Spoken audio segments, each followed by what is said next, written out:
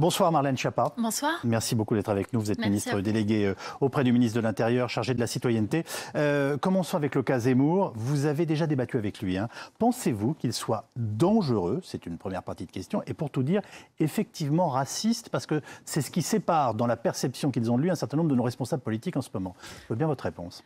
D'abord, je suis très attachée à la démocratie. Et donc, je trouve que toute personne, quelle qu'elle soit, est légitime pour aller recueillir les suffrages et pour aller chercher les 500 signatures au terme de la Constitution. Personne n'est en dehors de ce champ où n'aurait pas le droit, par principe, de se présenter.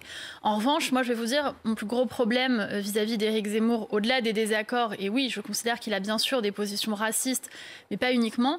Moi, je veux dire, je suis très attachée au respect. Et j'observe que Éric Zemmour, c'est quelqu'un qui ne respecte rien ni personne. Il ne respecte pas les journalistes. Ici, sur ce plateau, il a dit à une journaliste qu'elle s'était couverte de ridicule parce qu'elle avait fait son métier. Il ne respecte pas les femmes. Il a traité Ruth El-Krief de folle récemment. Si un membre du gouvernement ou de la majorité avait tenu ces propos odieux, ce serait condamné unanimement. Il ne respecte pas les immigrés. Il ne respecte pas les juifs. Il a tenu des propos révisionnistes en disant que les juifs français avaient été protégé par Vichy, ce qui est faux. Et donc, il ne respecte pas non plus les faits. Donc, on est face à quelqu'un qui ne respecte rien ni personne, qui est dans l'outrance permanence. Et je trouve que ça n'élève effectivement pas le débat politique. On est à 7 mois du scrutin, mais il se rapproche d'un score qui le qualifierait au second tour, éventuellement. Quel plus de soucis à se faire? Marine Le Pen ou Emmanuel Macron, qui voit le seuil en fait des qualifications baisser et permettre à un candidat de droite d'être présent face à lui au second tour? Moi, ce que je souhaite, c'est que le président de la République, Emmanuel Macron, soit de nouveau candidat, qu'il puisse être au second tour.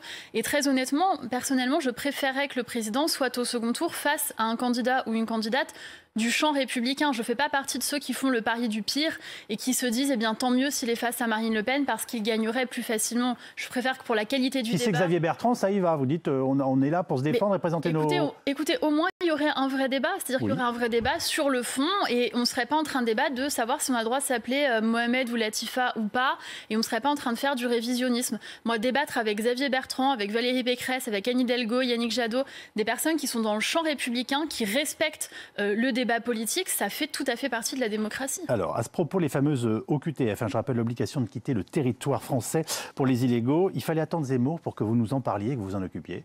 Non, d'abord, le gouvernement s'en occupe. Vous savez, c'est Gérard Collomb qui avait, dès 2017, porté la loi Asile-Immigration pour s'occuper justement de la question des OQTF. Et un certain nombre de recours ont été épuisés jusqu'à ce qu'on arrive à la position de force, qui est aujourd'hui celle qui est l'option prise par la France, c'est-à-dire de dire à un certain nombre de pays, notamment l'Algérie, le Maroc et quelques autres, que nous allons, dans ces cas-là, réduire les visas de 30%, 50% en ce qui concerne l'Algérie, pour qu'eux puissent délivrer des laissez-passer consulaires et que les OQTF soient véritablement... En effet, mais sous la pression d'une façon ou d'une autre d'Éric Zemmour. Il y a un an, Gérald Darmanin expliquait que tout allait très bien, qu'on ne pouvait pas parler de situation bloquée, et il remerciait même l'Algérie dans une interview aux Parisiens que j'ai ressortie ce soir. Qui a raison? Votre ministre de tutelle, si vous m'autorisez ce terme, bien qu'à mon avis la tutelle, c'est pas vraiment tellement votre genre, ou Gabriel Attal qui constate que rien ne bouge et qu'il faut agir, et qu'il dit lui du jour au lendemain? Écoutez, Gabriel Attal est le porte-parole du gouvernement et quand il s'exprime sur ces sujets, c'est évidemment suite à des réunions qui se sont tenues entre le ministre de l'Intérieur, le président de la République et l'ensemble des ministres concernés. Et donc évidemment, la situation, elle évolue. On s'aperçoit qu'il y a eu une situation diplomatique. Jean-Yves Le Drian a fait une tournée diplomatique au Maghreb pour voir s'il était possible d'avoir davantage de laissez-passer consulaires.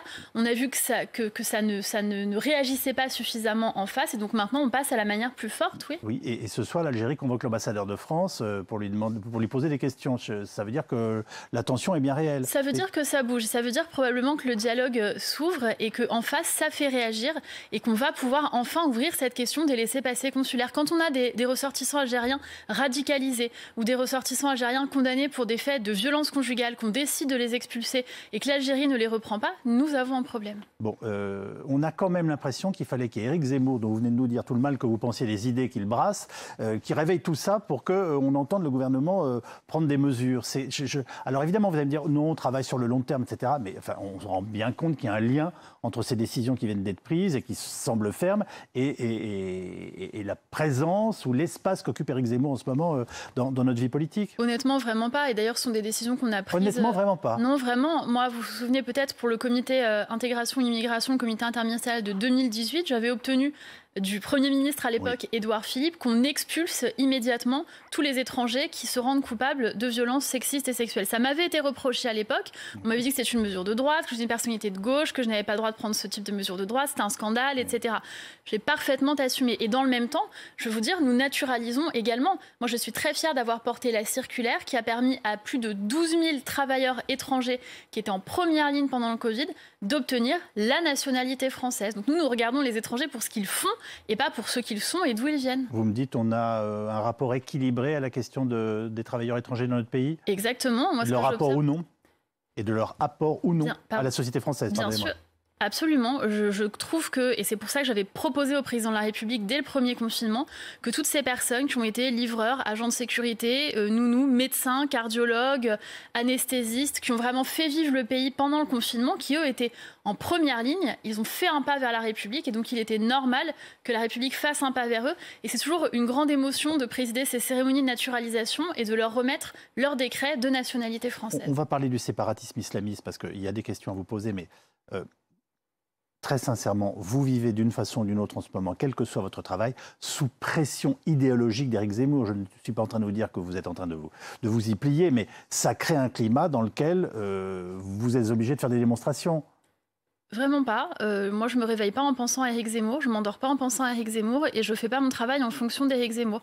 Avant d'arriver ici sur ce plateau, j'étais à l'Élysée avec le président de la République qui a installé la commission dite commission Bronner sur le thème des lumières au numérique, qui vise à faire en sorte qu'on ait un vrai libre arbitre dans notre recherche sur l'information sur les réseaux sociaux et que ce ne soient pas les algorithmes qui décident à notre place. Ce n'est pas quelque chose qui est dicté par Éric Zemmour. En revanche, Éric Zemmour, c'est un symptôme de quelque chose.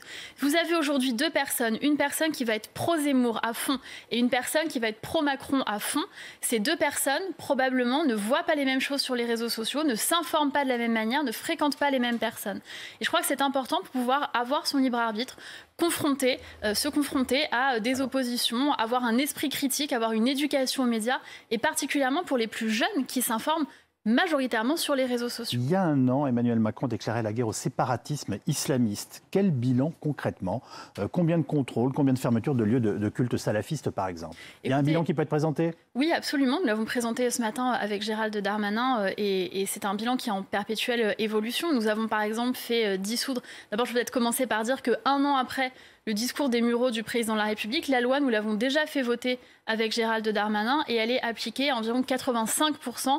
Pour le reste, c'est un travail qui est encore en cours pour des décrets d'attribution, pour des décrets d'application, de l'application de cette loi. Ma question était quel bilan concrètement? Quel bilan concrètement? Nous avons fait dissoudre un certain nombre d'organisations. Le CCIF, Baraka City, les Loups Gris, le collectif de fake Cheikh Yassine. Ce matin, Gérald Darmanin, en Conseil des ministres, a présenté encore 2 nouvelles dissolutions, dont notamment une association qui était une maison d'édition radicalisée qui faisait des prêches d'islam radical. La semaine prochaine, le ministre de l'Intérieur présentera de nouvelles dissolutions. Toutes les semaines se réunissent autour des préfets, dans les territoires, les CLIR. C'est un travail de longue haleine, souterrain, qui n'est pas toujours visible, mais autour de ces CLIR, ces cellules de lutte contre l'islamisme et le repli communautaire, vous avez des préfets qui passent au crible les situations de débit de boissons, d'associations d'aide aux devoirs, d'associations sportives, pour justement pouvoir en fermer ou en dissoudre. C'est concret et ça donne des résultats? Parce que j'allais vous dire, oui. Une fois qu'on a dissous une association quelle qu'elle soit, on n'empêche pas les idées de continuer à faire du mal et les gens de se rassembler dans les lieux qu'on ne connaît pas forcément. C'est vrai, mais ça s'appelle une reconstitution de ligue dissoute. Absolument. Et ça existe également dans la loi. Mais nous faisons également de l'anticipation. C'est pourquoi nous avons fait voter dans cette loi ce que j'ai appelé le contrat d'engagement républicain. C'est un contrat que nous faisons signer à toutes les associations qui demandent de l'argent public. Il est joint au CERFA et elles doivent s'engager à respecter les valeurs de la République, sans quoi la subvention tombe et elle doit être remboursée. Par exemple, le maire de Grenoble, Éric Piolle, qui a financé le CCF pendant des années, s'il y avait eu le contrat d'engagement républicain, il aurait pu cesser la subvention et demander au CCF de le rembourser. Alors, il y a beaucoup de choses à dire ce soir, mais vous savez qu'il y a cette manifestation qui réunit des élus et des habitants de Pantin et d'Aubervilliers. Ce mur de la honte dressé porte de la Villette après le déplacement des toxicomanes. C'est une solution digne et responsable ou ça vous choque ? Il n'y a pas de bonne solution, très honnêtement. J'ai travaillé hier avec Mounir Majoubi, qui est ancien ministre, qui est député, qui habite exactement sur ce boulevard, à quelques pas de ce mur. Pourquoi ce mur a-t-il été construit par les services de la préfecture? C'est pas pour empêcher les gens d'aller de Paris à Pantin, contrairement à ce que j'ai pu lire ici ou là. C'est parce que vous avez ce tunnel qui a été construit dans un premier temps pour désengorger le trafic entre Paris et Aubervilliers, mais qui en fait n'était emprunté par personne et qui servait de lieu de rassemblement des craqueux et des dealers. Et donc l'idée, c'est faire en sorte que ce ne soit pas un squat et un lieu d'insécurité, donc boucher temporairement ce tunnel. C'est du colmatage. C'est pas comme ça qu'on va résoudre le problème de la consommation de crack ou du village de crack à Paris. C'est une solution temporaire qui permet de concentrer les problèmes et de pouvoir les régler en termes d'insécurité. Est-ce que c'est surveillé 24 heures sur 24? Il y a des policiers 24 heures sur 24 et des policières, bien sûr, qui sont présents. Je veux vous dire, pour moi, c'est pas qu'une question d'ordre public. Moi, j'ai grandi en partie quelques années dans ce quartier, à la Cité Rouge, juste à côté. Il y a une question d'ordre public, il y a aussi une question médico-sociale.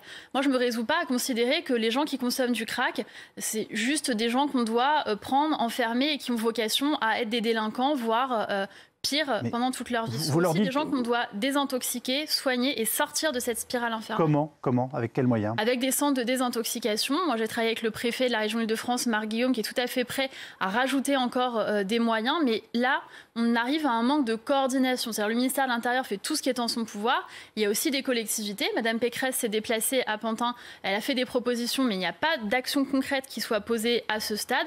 Nous attendons aussi les propositions concrètes de la mairie de Paris. Pour l'instant, il y a du déclaratif et le ministère de l'Intérieur est un peu seul, honnêtement, pour agir sur le terrain. Vous nous dites on veut agir, mais les autres acteurs, que ce soit Valérie Pécresse ou Anne Hidalgo, sont absents pour nous? Ce que je vous dis, c'est qu'il y a une question d'ordre public et qui est difficile, et que le ministère de l'Intérieur est en charge de cette question, mais qu'il y a aussi d'autres sujets. La désintoxication en fait partie, et là, ce n'est pas la prérogative du ministère de l'Intérieur. Éric Dupond-Moretti promet une solution rapide et, je le cite, pérenne. Rapide et pérenne. Est-ce que vous avez des éléments? Je crois que les habitants seraient contents de connaître le fruit de ces réflexions. Pour être très honnête, on est en train d'y travailler avec le ministre de l'Intérieur. J'ai eu une réunion, je vous l'ai dit hier, notamment avec un certain nombre d'élus, avec les équipes de Gérald Darmanin. Et donc le ministre de l'Intérieur aura vocation à prendre d'autres initiatives. Mais ce que je peux vous dire, c'est qu'il y a d'ores et déjà un comité de pilotage qui est organisé avec le préfet Didier Lallement. Pardonnez-moi, qui pilote? C'est Gérald Darmanin ou Éric Dupond-Moretti qui nous a annoncé amener des éléments assez rapidement et ayant une durée? C'est l'objectif. Je ne veux pas créer ici un conflit entre mes deux collègues. Non, mais ce n'est pas mon propos. Il y a un travail. On voudrait juste savoir s'il se passe quelque chose vraiment et quoi. Alors, voilà. Ce que je viens de vous dire, c'est qu'il y a effectivement un travail qui est mené, que pour l'instant, c'est pas pour moi le temps aujourd'hui de vous annoncer les solutions, mais que c'est un travail vraiment de terrain et qui se fait avec tout le monde.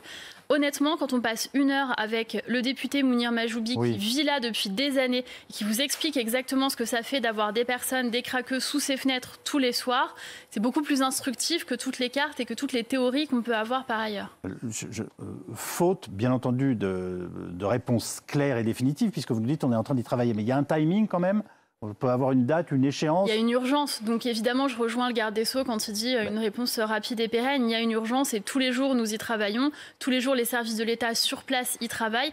Mais je ne veux pas faire de démagogie et je ne veux pas vous dire qu'il y a une baguette magique. Il n'y a pas d'autre endroit où on peut placer ces gens. Et en fait, le problème de base tel qu'il est posé est terrible. Parce que le problème de base, c'est que faisons-nous des personnes qui consomment du crack toute la journée? Où plaçons-nous ces personnes? Et c'est pour ça que je vous dis que le problème, au-delà du problème de sécurité publique et de la réponse à cette question, c'est peut-être devrions-nous changer de paradigme et nous dire la question est comment désintoxiquons-nous ces personnes qui prennent du crack? Et ça, c'est un travail collectif. Merci Marlène Schiappa. Vous publiez le 6 octobre un roman chez Stock. Il est intitulé « Sa façon d'être à moi ». C'est un joli titre.